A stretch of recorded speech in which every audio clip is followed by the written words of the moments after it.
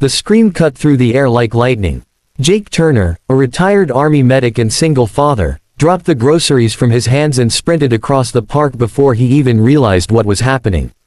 Two little girls, identical twins, no older than 7, were kneeling beside a woman who had collapsed on the grass, their tiny hands shaking her shoulders. "Please, someone help," one of them cried, tears streaking down her face. Jake knelt beside the woman without hesitation. "I'm a medic," he said firmly, his voice calm yet commanding. "Step back, sweetheart. I've got her." He quickly assessed her: no pulse, shallow breath, cold skin.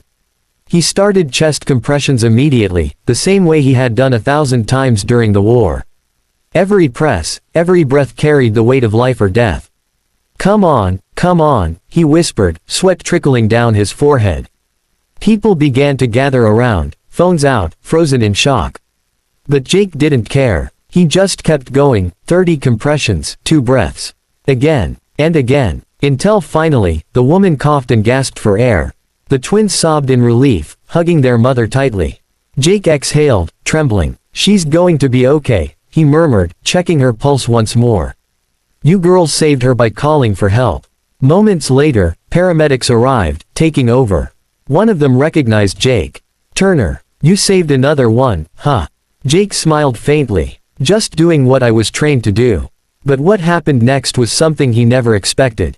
A few hours later, at the hospital, Jake came to check on the woman, just to make sure she was all right.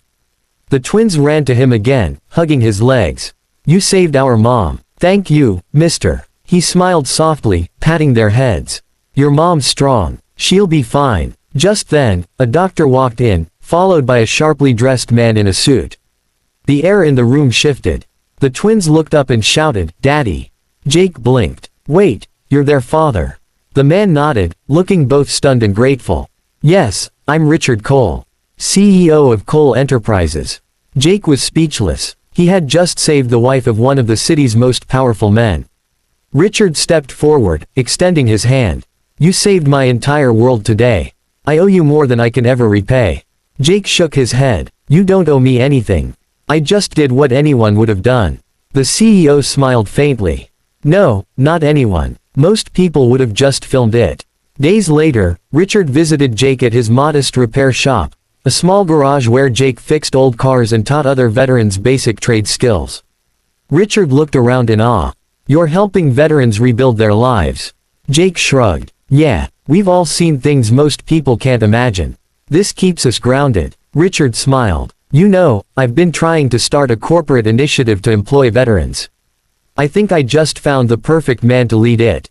Jake froze. "Me?" "Yes," Richard said. "You saved my wife and reminded me what real leadership looks like.